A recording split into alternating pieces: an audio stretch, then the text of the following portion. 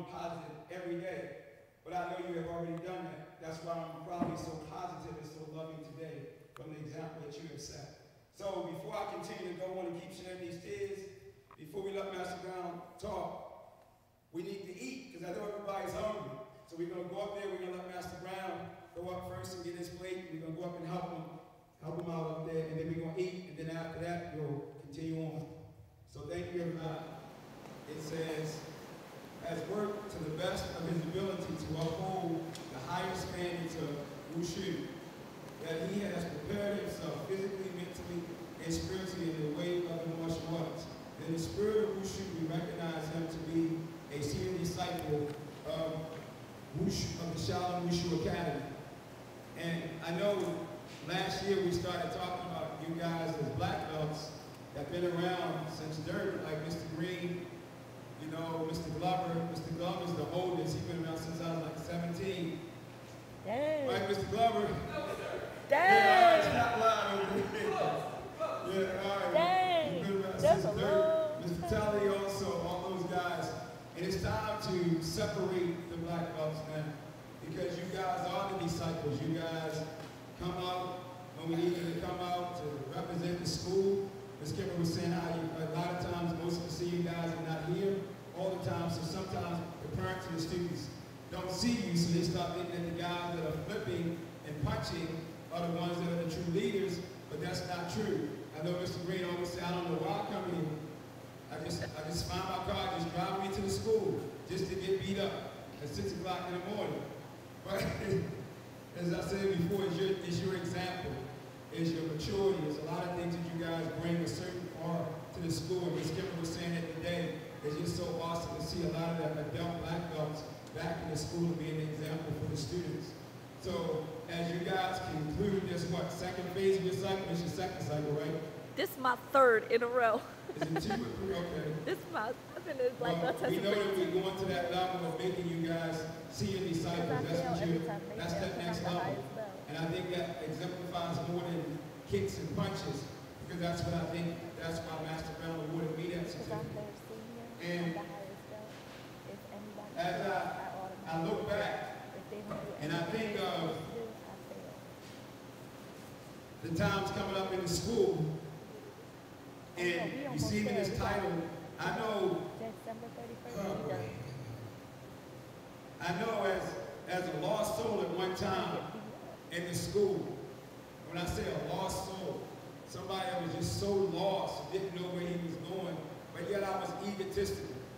I thought I was it, I thought I was the king of the hill, and a lot of times I didn't hold true to the principles that the martial arts has taught, teaches all of us to hold to become a better human being. And for that, in my writing, I say, I apologize. And tonight, once again, I guess it's another opportunity. I don't know how long I can stop apologizing for the things that I did when I was in lost soul, but I will continue to do it because I know that that's my responsibility and that's my duty.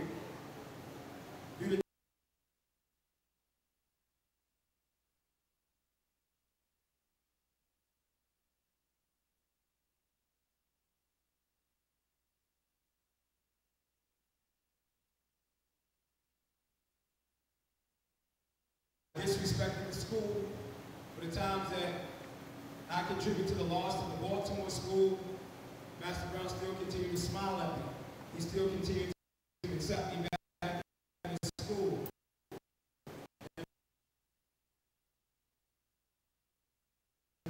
Even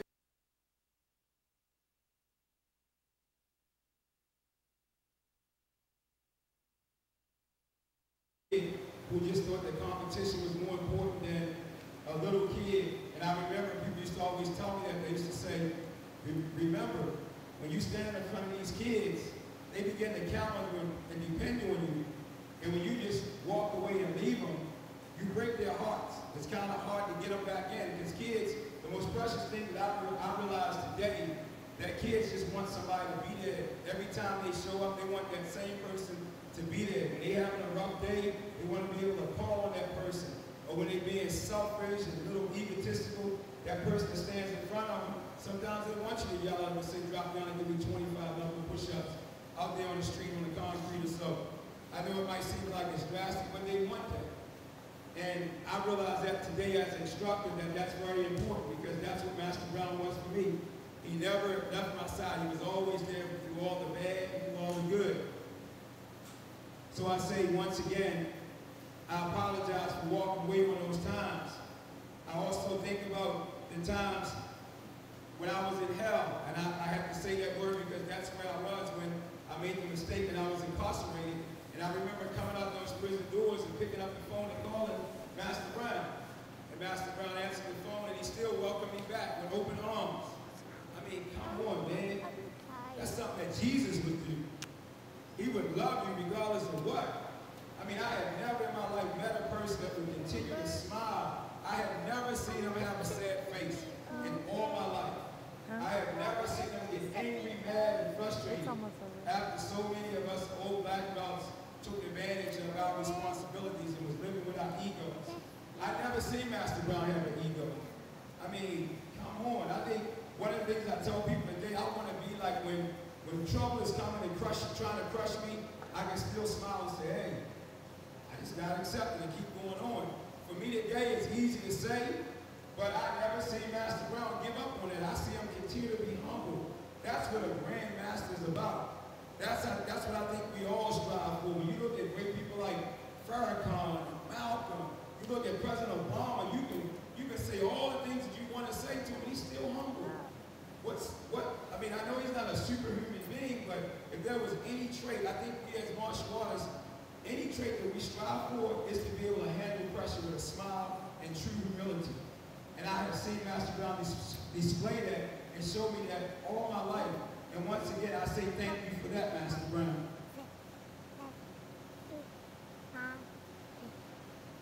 I remember the times when I called you and I came to D.C. and I remember your exact words. You said, man, you can come and live with me. You can stay at the house. And I said, Master Brown, I need to live in the shelter because I need to learn how to grow up and be a man. And even when I was living in the shelter, I was working at Burger King, you would still allow me to come into school and sit in your office and just talk to me. After I did all that stuff, you never treated me any different. You treated me like the same guy that I was when you met me at the Greyhound bus station. I mean, you allowed me to make my amends back to the school for all what I have done. And I know a lot of people didn't understand it. And I'm so thankful for me being able to come back and build up the bridge that I once destroyed. And I know when it was time for me to go and transform from a man to becoming a dad for my son, you were right there. When we went to the house and we seen the dirty mattresses and how he was living, you was right there. And I remember your words. You said, man, we got to get him out of this. And you said, teach him the student's creed. And when we come back next time, we're going to see if he remembers it, and we'll give him his belt. I mean, I never in my life ever met someone that do things like that. And you did exactly that. You drove me to Baltimore when I was afraid as a little baby because I didn't want to go back to the life that I came from. And you allowed me to see my son and be an example and give him hope like you gave me.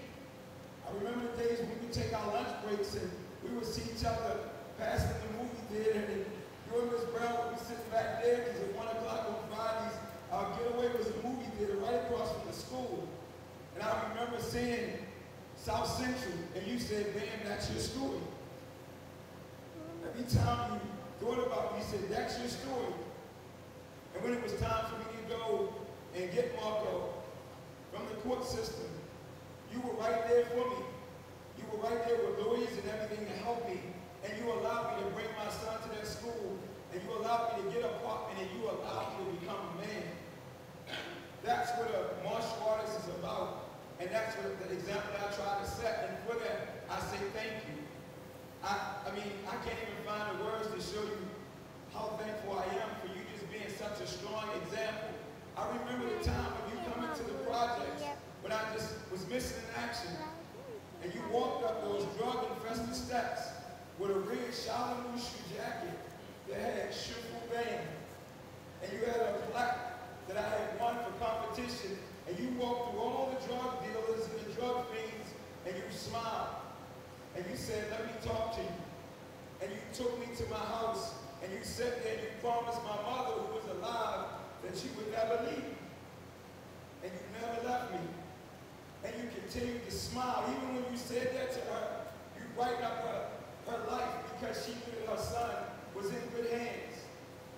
Even when I missed the bus trip to come and be on the cover of the magazine with you, still I know it was God sent.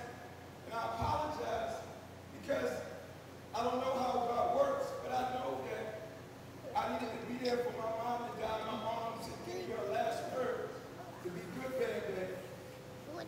And you allowed me to continue to try to manifest those things. And when I left the school, only because I just wanted to show you that I was, Pastor Brown, I can be a man. And even when I left, and I moved so far away so I wouldn't destroy all that you had blessed me with, when it was time for me to get this building, you was the person right outside with me and speaking in Chinese to the man that sat up in the grass and said, "Ben, this is the school that you need. It's better to fill this small school up with a lot of people than to have a big school with a little bit of people." I remember every word that you have ever said to me. And everything that I have done with this school and all these students, I do it to prove back to you that I'm forever grateful. And when I seen that magazine, it just made me so proud to have a man like you in my life. And I continue to strive to be such a man. I continue to strive to carry on the legacy of the Dennis Brown Shalom Wushu Academy. It might say BAM out there, but really behind it, it says Dennis Brown Shalom Wushu Academy presents the BAM's Family Kung Fu Center. I will never, ever forget that. And I thank you so much for just allowing me to be here tonight and just show you with my students and with my wife and with my son that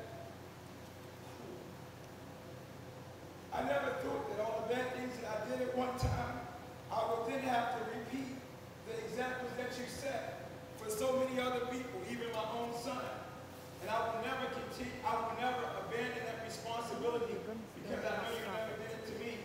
I remember the times when I would go to tournaments and you and Master Kissel would say, "Sleep on the floor. You haven't earned the right." For all the times you would just be you. We would pass gas. We would do all these things that made you so human. For every time when it was time for me to sit down and wait and show you that I love you and I respect you and I will never ever in my life disrespect you. Even when the times I left and people thought that I was crazy, but still telling the world how great my instructor was. Today I stand here saying, "Master Brown, you're the greatest man that I have ever met in my life. You allowed other great men to come in my life that wasn't martial artists, but other men to show me how to stand up." And I mean, it's so wonderful because even today, my spiritual advisor, who is the same guy that started that same movie that you said was my story, who I talk to every day, cannot believe that God has made this to manifest. But if it wasn't for you, I would never be able to stand and be able to be a father and be able to be a great husband. Hopefully that's what I think I am to my wife. And we use you and Ms. Brown as that example. We use everything that you have taught me. Every book that I have in this school and everything that I share with my students is because when I was in that jail, I said, "God, please, if you give me another chance, everything that Master Brown and Mr. Coquille has taught me, I will not abandon you." So I haven't created nothing. Even when I used to go out and go to these seminars and think that they was teaching me something new, and you would say, "Jiu-Jitsu and Kung Fu, man." And I thought I knew it all. But I remember Miss Brown once told me, she said, "You know what, man? Y'all will never, ever know all what's in Master Brown's heart and soul." And she's so right. It'll take a lifetime before I can be at a level with you. But I will never be there because all I want to do is be. In my mind, I tell my students that maybe at that time I can earn the right to carry on the legacy of Master Brown. Because I believe truly, and I might get in trouble for saying this, you treat me like I'm the son that you never had. And I think that's the thing that I want to say. Thank you so much, Daddy, for allowing me to grow up and be a daddy to my son. And that's what we're here for. And I just want to give you another big hand before we get you up here and just say some things to us. Become the new version of you and Mr. Teller. And to be here all the time, open up that school. I just want you guys to know that it's true. This